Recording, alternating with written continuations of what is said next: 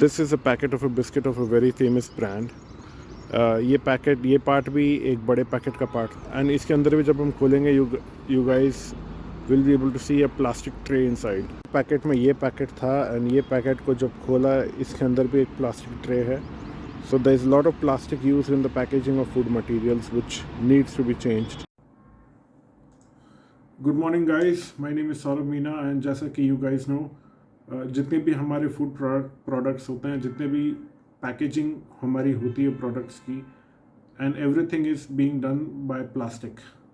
हम हर चीज़ में plastic use हो रहा है, एंड हमको प्लास्टिक का यूज़ कम करना है, मिनिमाइज़ करना है, and still in spite of so much technological development we are still dependent on plastic.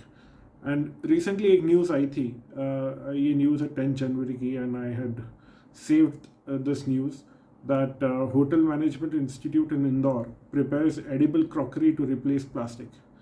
And ये this got me so much excited. I mean, मैं जनरली हर तरफ जब भी प्लास्टिक देखता हूँ तो मुझे बहुत दुख होता है, एंड इससे मेरे दिमाग में आइडिया आया, and I thought that why not we start using these not just in our normal food but also for all the processed foods and in food packaging.